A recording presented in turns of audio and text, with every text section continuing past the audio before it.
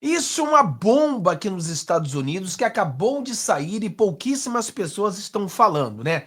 Jay-Z e Diddy acusados de abusar uma menina de 13 anos em 2000. Então, no ano de 2000, estão dizendo aqui que o Jay-Z, um cara desses mais conhecidos no mundo, com o Puff Daddy, são acusados de juntos terem abusado de uma criança de 13 anos de idade. Olha só, cara, a podridão que nós estamos vendo aqui no mundo artístico dos Estados Unidos. Claro que no Brasil não está muito diferente, não, né? Tem aquela ilha de Marajó, nós temos a ilha da maldição aqui nos Estados Unidos, o caso do Jeffrey Epstein, muita coisa acontecendo. Então, vamos falar sobre esse caso aqui, porque o presidente Donald Trump está chegando. E uma das coisas que muitas pessoas acreditam nos Estados Unidos é que o Trump vai liberar o livro preto do Jeffrey Epstein, vai liberar todos esses nomes, quem é que está por trás, quem é que está envolvido com o Puff Daddy, quem é que estava envolvido com Jeffrey Epstein, que supostamente aconteceu aquilo que você sabe, né? Ele não está mais conosco, porque alguma coisa aconteceu. Muitas pessoas dizem que ele fez aquilo, mas todo mundo sabe que, na verdade, foi alguém que fez, não foi nada ele, tá? Eu sou o Fábio, se você não deu o seu joinha, dê o seu joinha, compartilhe com seus amigos, porque vamos falar sobre esse caso aqui, matéria aqui americana, que agora, né, daqui a pouquinho vai estar explodindo no Brasil também, em tudo quanto é lugar, mas nós teremos um dos primeiros falar sobre isso, né?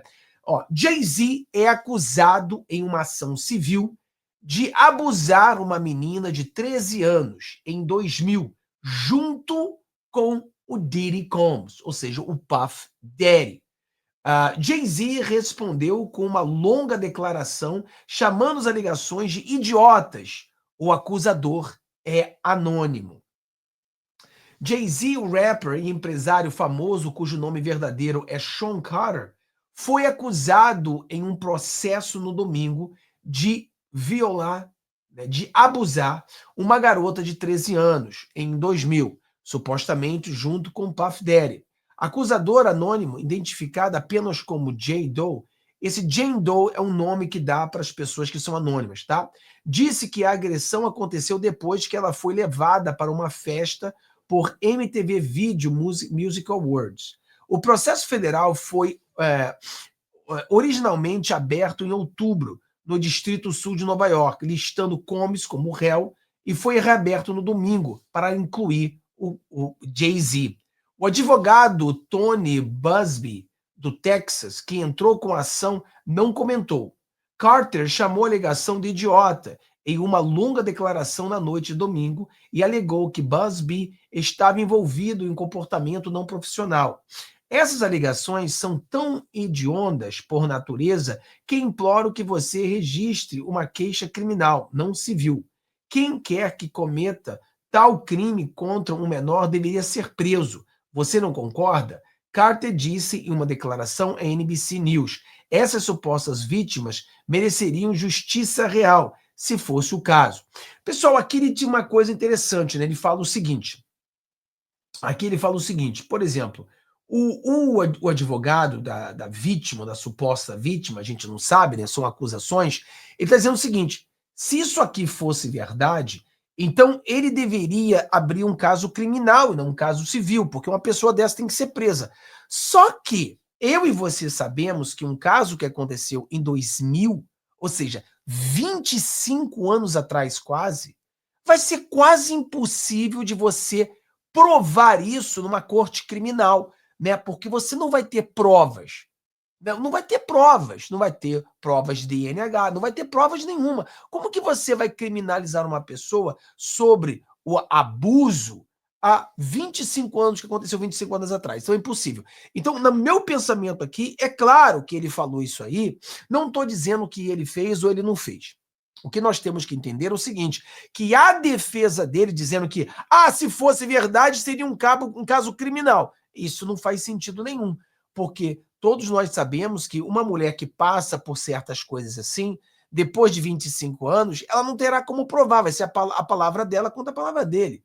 Então, não no caso civil, ela tem como, ao menos, tentar tirar, digamos, dinheiro da pessoa, né? Ele não vai ser preso, nesse caso, ele também não seja preso, a não ser sair mais coisas aí sobre ele, que ninguém sabe, mas não é um caso criminal, porque não teria como prendê-lo, não tem como você provar, né? Como é que você vai provar?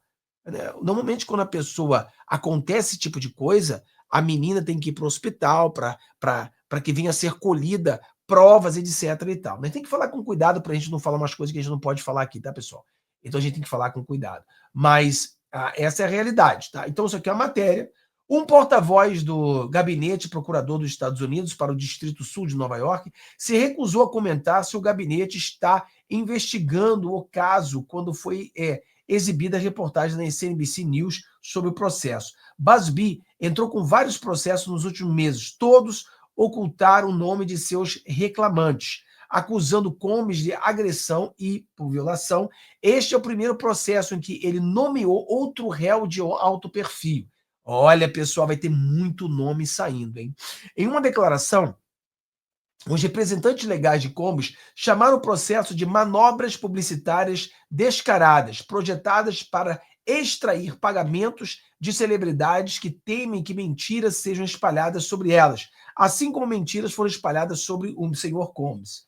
Como a sua equipe jurídica disse antes, o senhor Combs tem total confiança nos fatos e na integridade do processo judicial, no tribunal, e a verdade prevalecerá. O senhor Combs nunca abusou ou traficou ninguém, homem ou mulher, adulto ou menor, diz a declaração. Os promotores federais de Nova York acusaram criminalmente Combs em setembro de extorsão, tráfico sexual e outros delitos. E ele está atrás das grades no Metropolitan Detention Center em Brooklyn, depois que teve sua fiança negada pela terceira vez no mês passado. Seu julgamento está marcado para o dia 5 de maio.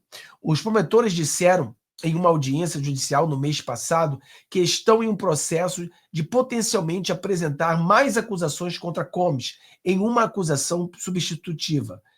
Antes que o processo fosse reaberto no domingo, Carter recebeu uma carta do advogado do autor solicitando uma mediação para resolver o assunto. Busby escreveu no processo em resposta à carta que NBC News viu. Carter entrou no seu próprio processo contra os advogados do acusador. Busby escreveu no processo: você cometeu um erro terrível de julgamento pensando que todas as celebridades são iguais. Carter acrescentou em sua declaração no domingo: eu não sou do seu mundo. Eu sou um jovem que saiu do projeto de Brooklyn. Nós não jogamos esse tipo de jogo. Temos código de honra muito rígidos. Nós protegemos crianças. O processo alega que em 2000, quando Doi tinha 13 anos, Doi seria a menina que ninguém sabe o nome, tinha 13 anos de idade, Combs e Carter fizeram um abuso nela em uma festa após o MTV Music Awards. O processo diz que um amigo a deixou nesse show, né? E ela tinha ingresso e abordou vários motoristas de limusine para tentar obter acesso do show em uma festa posterior. O motorista disse a ela que trabalhava para Combs e que ela se encaixava no que Daddy estava procurando. Ela convidou para uma festa depois do show e disse a ela para retornar ao carro dele mais tarde. Naquela noite, depois que ele transportou Cara e Combs, disse o processo. Mais tarde, o motorista pegou, diz o processo, e depois de 20 minutos, eles chegaram numa casa branca com uma entrada em forma de U, diz o processo. Ela teve de assinar um documento que acreditava ser um acordo de confidencialidade na chegada e não recebeu uma cópia para entrar na festa que o processo diz estar cheia de celebridade, de pessoas usando ofereceram-lhe uma bebida que lhe fez sentir tonta, atordoada e com a sensação de que precisava deitar-se, diz o processo, e ela foi para um quarto para descansar. Pouco depois, diz o processo, Combs e Carter entraram na sala com Combs dizendo: vocês estão prontos para a festa? Foi quando ela alega Carter tirou suas roupas e segurou-se e a violentou.